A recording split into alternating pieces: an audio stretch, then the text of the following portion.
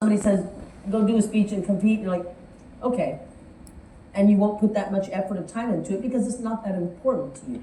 But if it's important to you, you will learn that you need to go ahead and dedicate as much time as you want to get where you want to be. So number one is, when you are going to write a speech, especially if it's an international speech, this means you will now be talking to people from around the world. So the way to make it relatable to everyone in the audience, if I start talking about golf, the women are going to say, I don't care about golf. If I start talking about how to make a cake, the men might say, I don't care about making a cake. So the one thing that you need to describe or get to your audience is you pick an emotion. Because I don't care what language you speak, where you're from, how old you are, we have all gone through emotions. You're happy, you're sad, you're mad, you're angry. Grab an emotion, something that means something to you, and center your speech around that emotion. Now, that is going to make it relatable to everyone in your audience. But when let's say I started talking about something sad. You're starting here and you say a joke and then you immediately take your audience down to a low. You talk about something sad, maybe the audience starts to cry, and that's okay, but don't leave them there. You need to say something that's going to bring it back up so people want to hear what you're going to say again. So if you're going to do that, like I said, you can take a little emotional roller coaster, but don't leave your audience at the bottom feeling sad. So number two, well, Lisa, I go home and I'm supposed to write a speech, but I can't think of anything. Do you know why you can't think of anything? And it's called writer's block. I remember as a child, I was getting ready to clean up my room, and then my mom would walk by and she would say, Luisa, you need to clean your room. Well, now that she told me I need to, now I don't want to do it. Because when you tell your mind you have to do something, your mind is like, oh, you don't have to do anything. So instead of telling yourself, I have to write a speech, we're going to go with emotions. And what I do is I grab my phone, and there's a little button on there that says voice memo or voice record. So let me tell you a story. I was going to the store the other day to buy groceries, and I'm driving, and this guy goes and turns me off. He almost hit my car. I was mad. Mad is an emotion. So I parked my car and I grabbed my phone and I went to voice memo and said, oh my gosh, this guy almost hit my car. I am so mad. And turn it off. That's it. 15 seconds, 20 seconds, that's all you need to write. A few days later, guess what? I'm going back to the store again, and another car almost hits me. Oh my gosh, now I'm really mad. Don't these people know how to drive? So I grabbed my phone again. Oh my gosh, it happened again. Somebody almost hit me again. What is wrong with people? I'm mad, so I am recording these little snippets. The third time, I'm driving to the store. Guess what? Almost get cut off again, and the guy comes really close to hitting me. Now I am very mad. I'm about to grab my phone, and he's knocking on the window. I said, yes? He goes, ma'am. I said, sir, you almost hit my car. What's wrong with you? He said, ma'am, you're in the wrong lane to turn. Oh, it was my fault. But do you see, that was an emotion. I was mad, I was angry, so you go back, and anytime you're happy or sad or mad, you go and you make these little recordings on your phone or write it down. And for some reason, me, when I'm busy doing something, that's usually when I come up with an idea. So I'll grab my phone, I go to voice memo. Oh, you know what? Let's talk about the time that those guys almost hit you in the parking lot. Turn it off, put it down. So at the end of the week, you go grab your phone, you're looking at everything you've recorded, you go, no, I'm not gonna use that one. Oh, I like that one, I like that one. And so now what you're doing is you're starting to make an outline for that speech. And when you record on your phone takes your emotion when you're recording. So go ahead and start recording anytime you hit an emotion. That's going to help you with the outline for your speech. Now, these lessons don't have to be tragic, like, oh my gosh, my leg was cut off, or somebody stabbed me. No. But there needs to be a life lesson attached to the speech. That's what we're looking for, a life lesson. Number 3, a personal story. Here's where some people make a mistake by not putting in a personal story in the middle of your speech. If you don't have a personal story that we all want to listen to, now your speech is a report. I did this, we did this, we did this, we did this. We're kids. We all want a bedtime story. So somewhere in that speech, give us a story that we can all relate to. It can be your most embarrassing moment. It can be anything, but give us a story. Number 4, interject or insert humor, appropriate humor, but not too much. You can sprinkle humor through your whole speech, but if you make your entire speech humorous from beginning to end, it's not a world-class speech. It's a humorous speech. So try to sprinkle a little bit of humor, beginning, a little bit in the middle, and a little bit in the end. I love this one. Number 5, have your intro relate to your ending. Well, what do you mean by that, Lisa? In my speech last year, I started with the words, clear, clear. And at the very end, I use the same words, but now instead of acting like we're trying to revive me, I look at the audience and I say, like, are we clear? When you have your beginning related to your ending, guess what you're telling your audience? I'm done. This is the end of my speech. There should be no question when you're ending your speech. Now here's the thing. Number 6 is an attention-grabbing introduction. Quit going to YouTube and watching people and the winning speeches. Because what you're trying to do is you're trying to be just like Percy, or you're trying to be just like Luisa. The world already has a Percy, already has a Luisa. Do something that everybody's going to go, wow, I've never seen that before. Yes? Exactly. This is what was really cute because somebody mentioned it to me and I've said it over and over again. Hang on, Face ID. Here we go.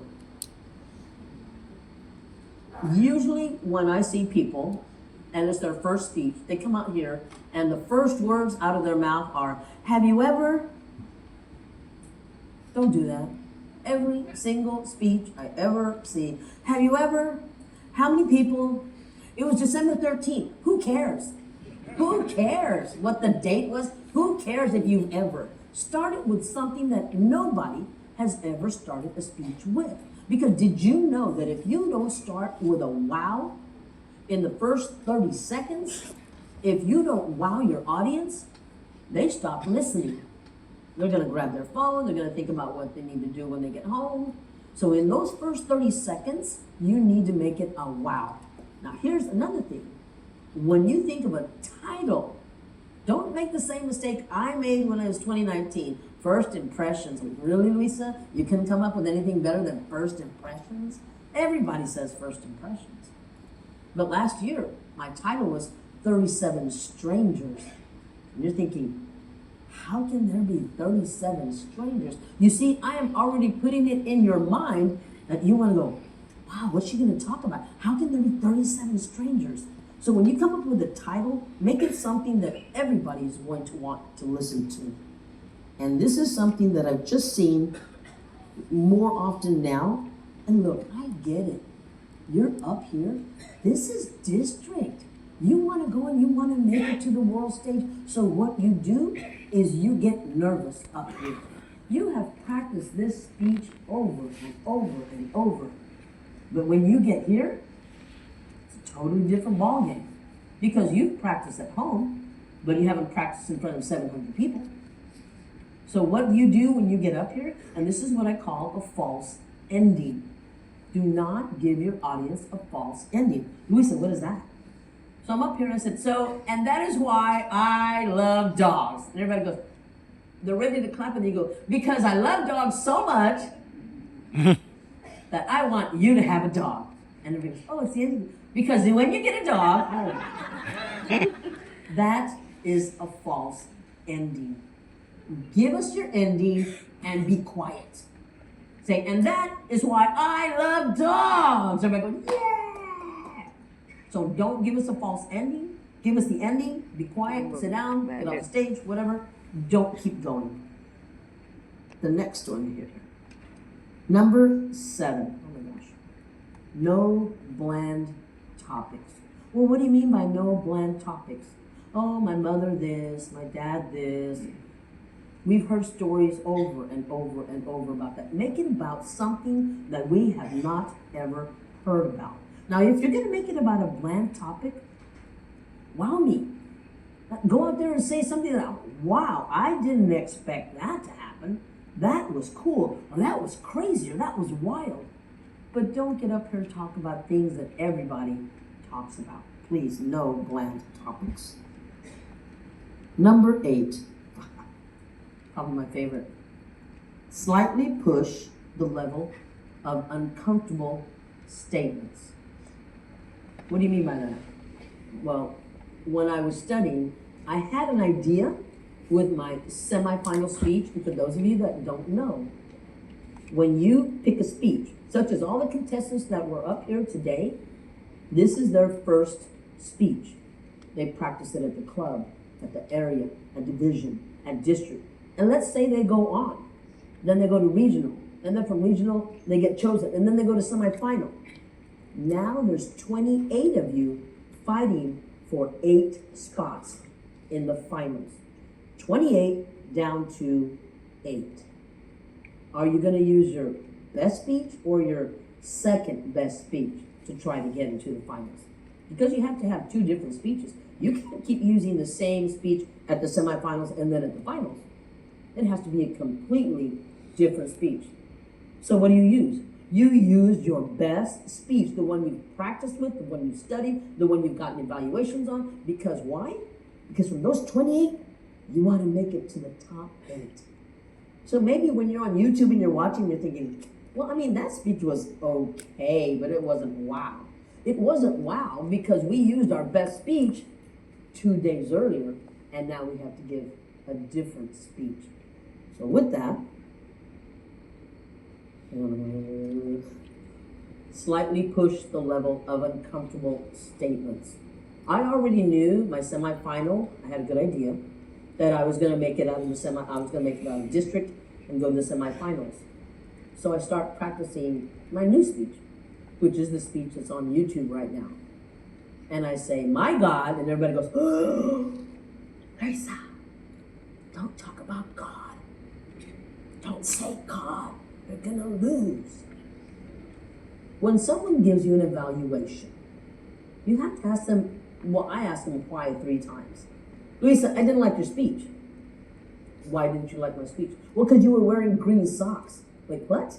That has nothing to do with the speech, right? Lisa, I don't like your speech. Why not? Well, because you talked about cancer and my mom died of cancer. Okay, I'm very sorry about that, but this is not something that's happened to everyone. So ask them why, when you get an evaluation, why didn't you like the speech? Now, here's the thing. Listen to what they're saying, because I have yet to meet a Toastmaster that's going to come up to me and say something that doesn't make sense. The beauty of Toastmasters is that everybody that I've ever presented my speech to, they gave me an evaluation. And why? Because they want me to get better. And that's the beauty of Toastmasters. If I'm going to evaluate you, I'm not going to tell you anything so I can beat you. I'm going to tell you what I think is going to help you win. And that's what people tell me. Don't say God. So I go home and I think, should I say God? 1 time? 2? I said God 8 times. Because if I am going to lose, it's going to be because I made the choice to make a speech where I say God 8 times. Now, the way I said it might have made it okay, because I said, I was talking to my God. Oh, and I say my God because I don't want to offend some of you. I want to offend all of you. But do you see? Do you see? Now we're not talking about your God. I'm talking about my God. So I can say anything I want about my God. So instead of the audience getting mad, they laugh and they go, oh, that's Lisa. That's Lisa. She's going to say what she wants to say. So be true to yourself when you get an evaluation. When someone comes up to share something with you, ask them why they feel that way. And then the decision will be yours whether you want to continue to go ahead and keep the speech the way you used it. Here we go. The power of 3, or the theory of 3, that's number 9. The theory of 3, and I saw a few speakers today use the theory of 3. You say one thing one time, and it really sometimes doesn't sink into what we listen to. You say something twice, or give examples of something twice, okay, but if you say something along the same lines as 3 times, it sticks in the mind of the audience. For example, my semifinal speech, I am talking about how everybody has told me things I can't do. Oh, Louisa, you can't do that. You can't do that.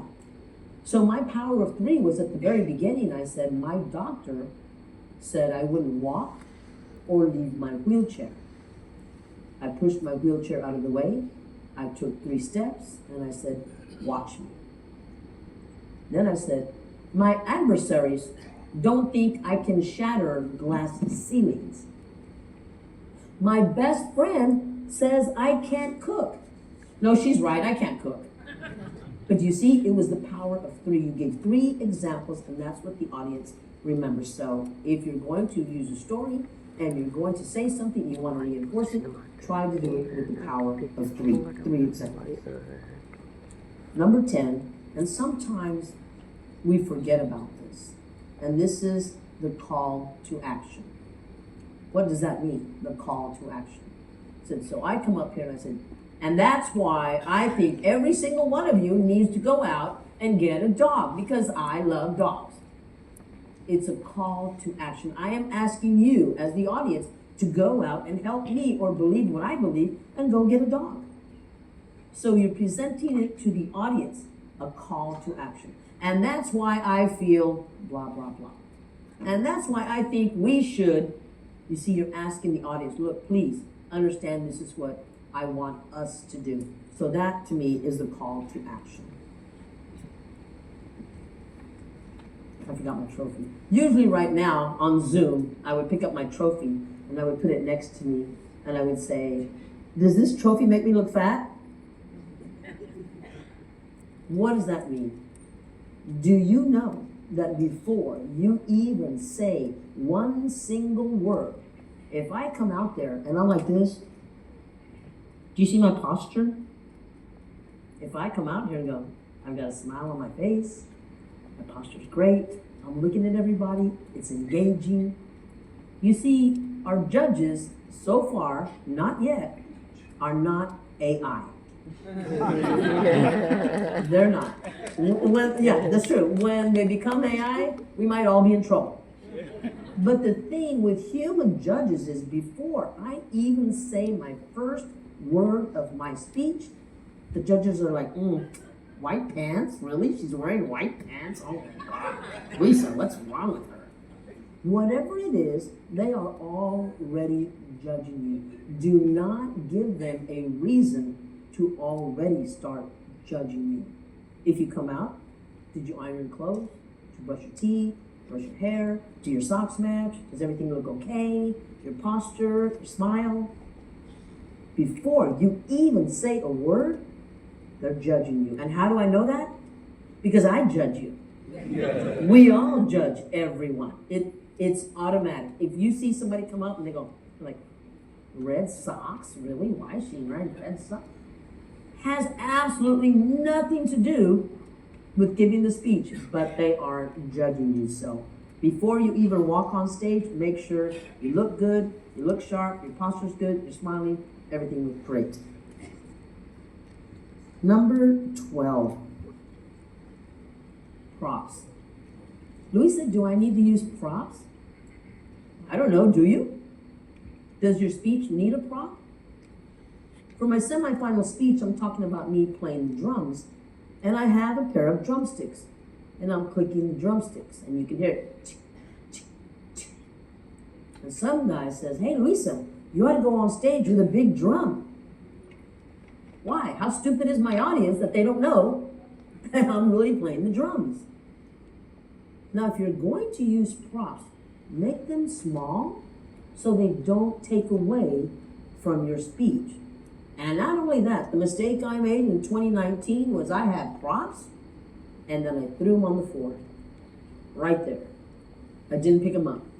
I left them there. And for all of those people out here that think, and you're just looking at the prop, like, when is she gonna pick it up? She better pick it up. She's making a mess. Pick it up. Louisa, pick it up. So what happens then? Now you're not even listening to what I'm saying because I am distracting you because the prop is right there and I didn't pick it up. So last year, when I have the little pads, I have them in the back of my wheelchair so you don't see them. And when I'm finished with it, time out. Yes? Yeah. Good to go. So when I'm finished with my props, I put them away so they do not distract from the rest of my speech or from what I'm saying or doing. So props, up to you. Don't let them draw away from your speech. Number 13, this is the easiest one. You've written a speech. You want to compete. Where do you go compete? Your home club? And then what do you do? Well, I already presented to my home club. That is one club.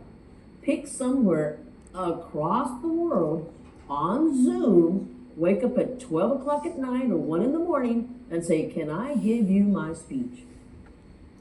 Why do we want to do that? Because when you are competing for the World Championship of Public Speaking, you are going to be presenting your speech to a global audience. Whatever I say, you have to understand it. The people in Bangkok have to understand it. The people in Nevada have to understand it. The people all over the world have to understand what I'm talking about. So get on Zoom, find as many clubs as you can present your speech to, and then listen to what they have to say. But again, stay true to yourself and be authentic. Number 14. We know what the time limit is on a speech, correct? For international.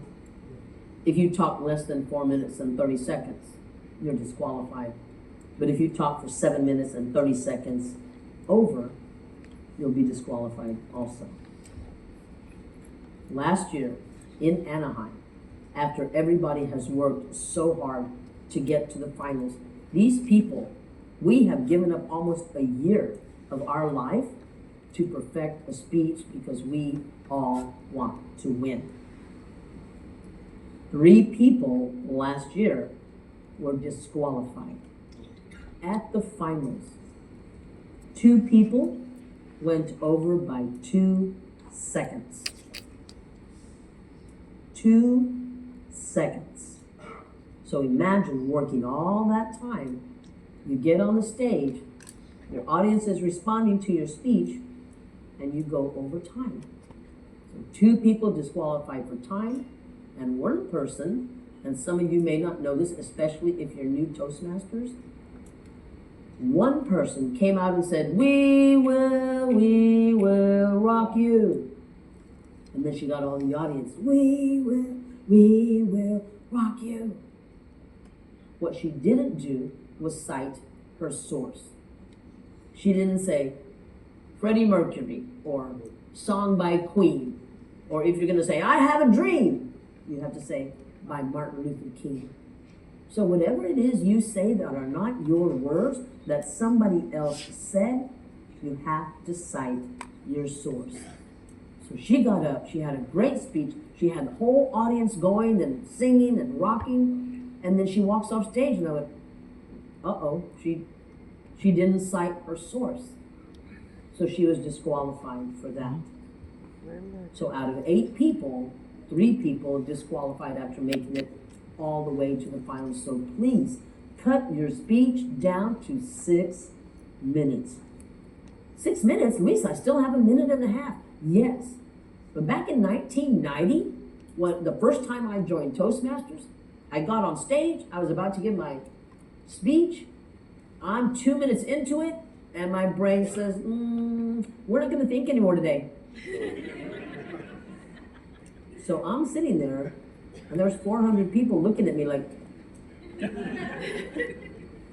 I couldn't think of my speech. Let's say that I remembered my speech and started to speak again.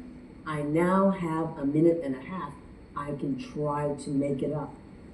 So please, I sat here and timed all these speeches, and so many came so close, 10 seconds away from getting disqualified. Do you really want to do that? Maximum 6 minutes and 45 seconds. But if you can cut that down to 6 minutes, and just to show you the level of how I competed back in 1990, I sat there and somebody told me, Luisa, cut your speech down to 6 minutes. I went back and started counting syllables. Instead of syllables, I just used words. So I went from 3 syllables to 1 syllable. So go down and make edits where you can to cut your speech down to less or at about 6 minutes.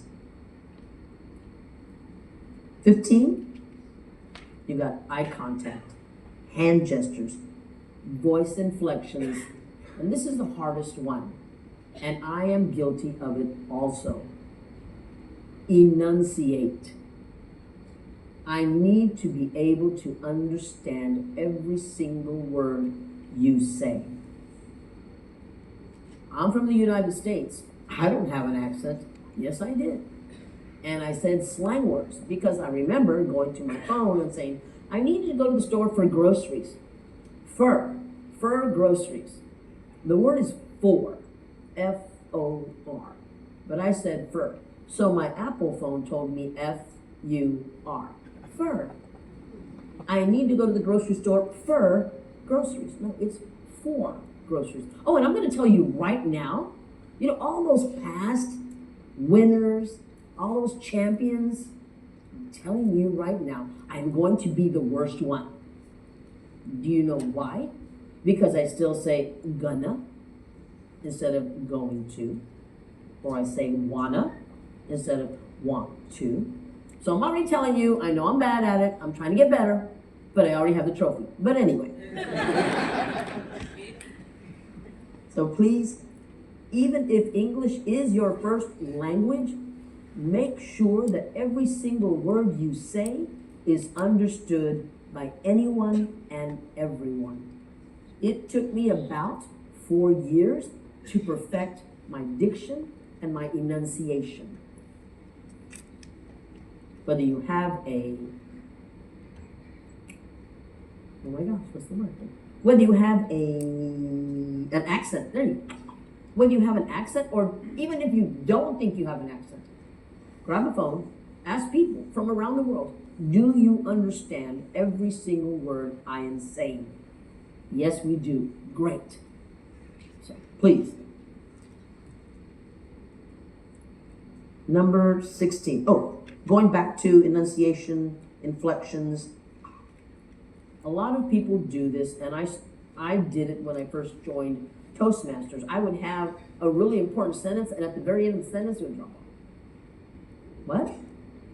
At the very end of the sentence, it would drop off.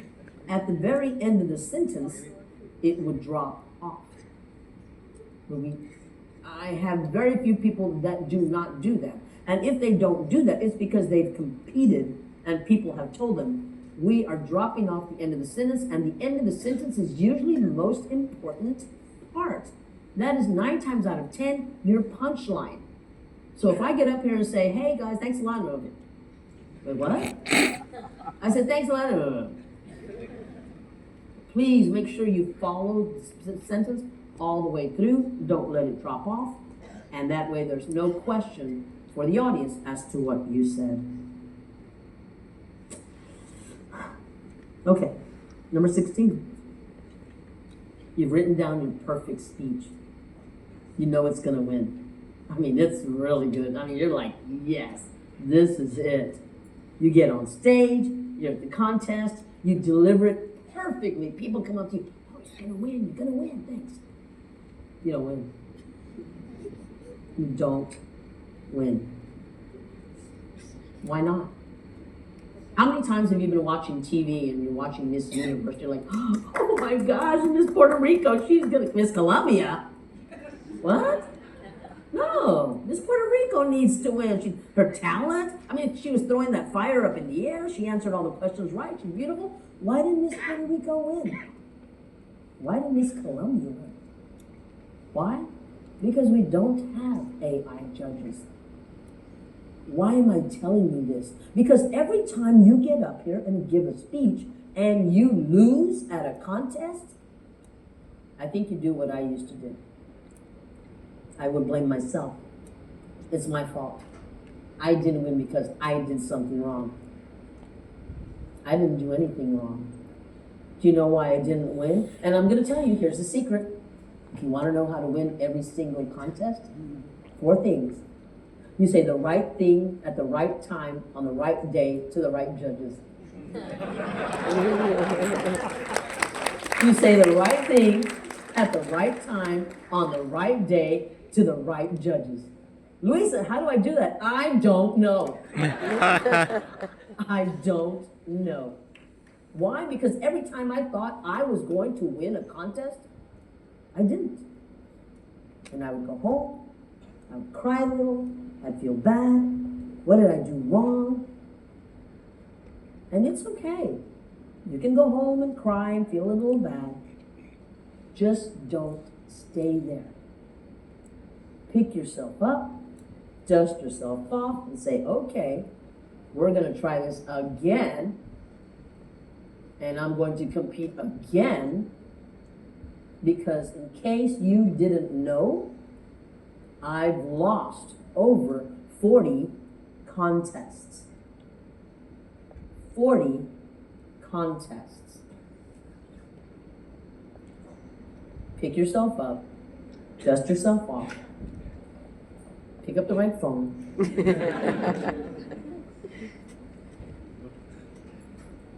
If you are in your club and you are winning every single contest, you're in the wrong club.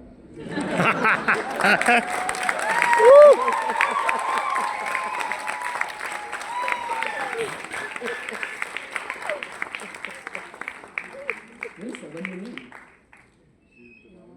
Oh, Lisa's competing. She's going to win again. Am I growing? Am I getting better? No, I'm not.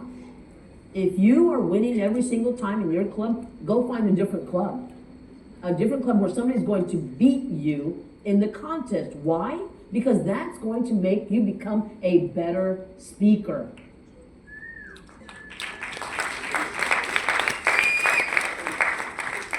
I believe that was, okay, so number 18. You said the right thing at the right time on the right day to all the right judges, and you lose. Number 18, go back to number 1. If you're serious about this, if this is actually what you want to do, if you have made the decision to make it and not stop until you win, you go back to number 1. Now here's the thing.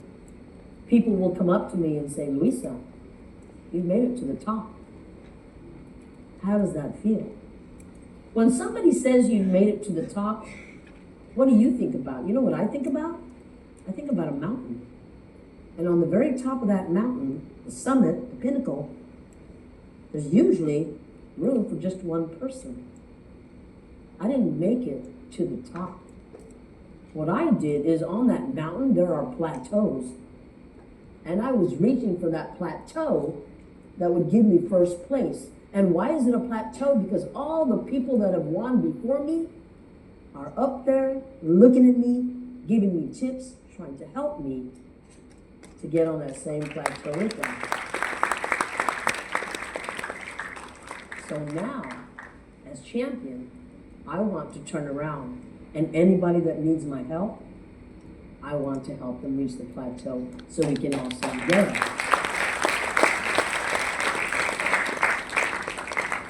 I have a plateau of dogs.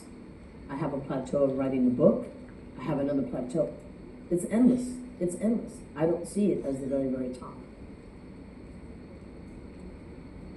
I hope these tips have helped you. These are tips that I've put together. And if you're considering competing or even just writing a speech, take them, use them, do what you like with them. But I do want to tell you this.